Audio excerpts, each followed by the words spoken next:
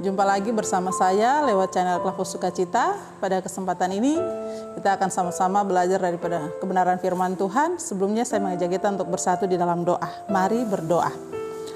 Maha besar Engkau Allah kami yang maha kuasa, yang bertahta di dalam kerajaan sorga. Kepadamu kami bersyukur dan berterima kasih untuk kesempatan yang baik ini. Kami akan belajar daripada kebenaran firman Tuhan lewat channel Klavus Sukacita. Berkati kru maupun para pelayan dalam siapan untuk menabur firman Tuhan, teristimewa hamba-Mu untuk kebenaran firman Tuhan di kesempatan hari ini. Bersabdalah ya Tuhan, karena kami sedia untuk mendengarkan firman-Mu. Amin.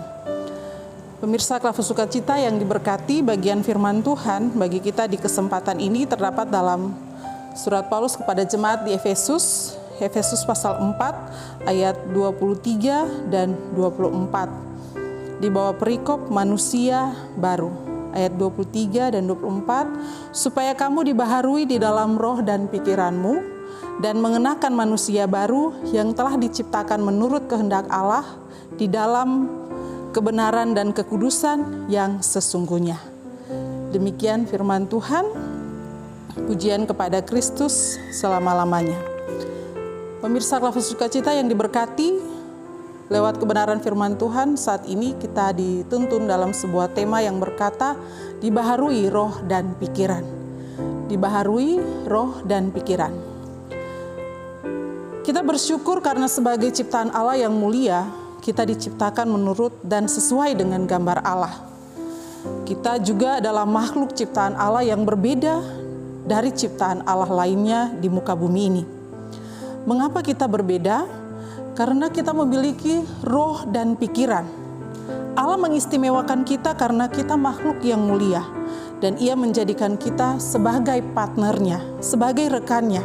Kita diberikan kepercayaan oleh Allah untuk mengatur, menjaga, dan mengelola seluruh alam ciptaannya. Dalam bacaan kita saat ini, Rasul Paulus mengingatkan jemaat di Efesus tentang manusia baru.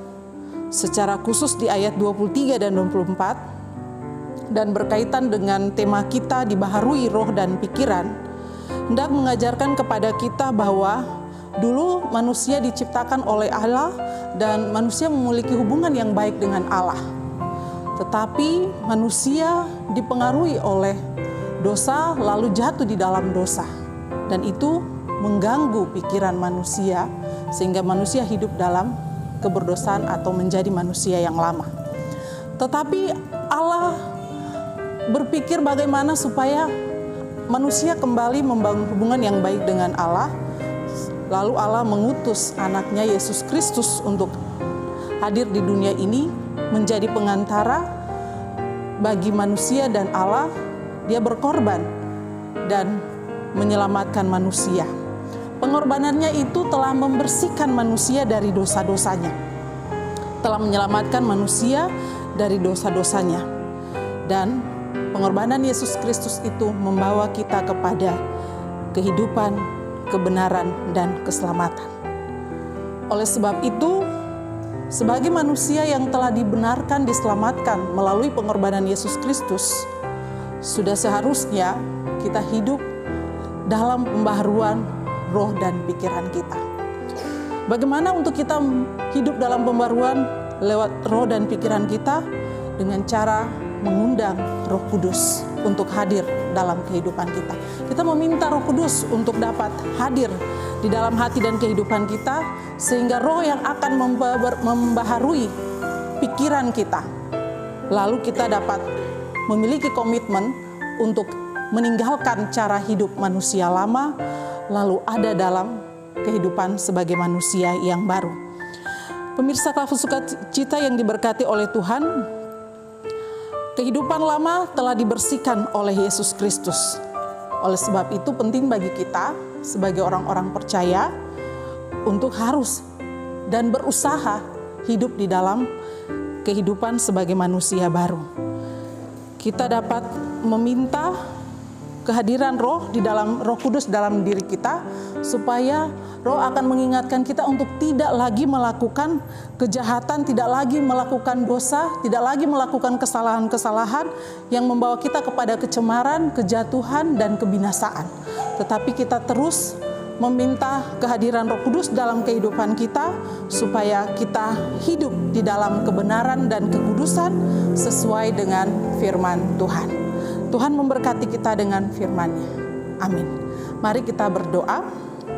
Terima kasih Bapa di dalam kerajaan sorga, kepadamu kami bersyukur dan berterima kasih karena kesempatan yang baik ini kami boleh belajar daripada firman Tuhan untuk bagaimana kami hidup sebagai manusia baru dengan cara mengundang Roh Kudus untuk hadir dalam kehidupan kami, supaya kehidupan kami lewat roh dan pikiran kami semakin dibaharui, lalu kami dapat hidup dalam kebenaran dan kekudusan sesuai dengan firman Tuhan. Berkati pemirsa Klavus Sukacita di mana saja mereka berada. Dalam keberadaan hidup mereka masing-masing, Tuhan yang tahu dan mengenal. Apapun yang mereka gumuli, apapun yang mereka harapkan, apapun yang mereka doakan, kiranya Tuhan mendengar itu dan menjawab itu sesuai dengan kasih dan kehendak-Mu. Engkau juga berkenan memberkati tim Klavus Sukacita, baik kru maupun para pelayan, dalam tugas tanggung jawab pelayanan mereka untuk memberitakan firman Tuhan lewat channel ini. Pribadi dan keluarga mereka kiranya diberkati oleh Tuhan. Bangsa dan negara kami serahkan juga ke dalam tangan Tuhan. Para pemimpin kami juga Tuhan memberkati. Di mana kami masih ada dalam masa corona, virus corona yang masih melanda dunia dan termasuk kami. Tolong kami untuk menghadapi situasi ini dengan iman yang kami miliki, supaya tubuh kami sehat kuat, roh kami senantiasa memuji dan memuliakan Allah.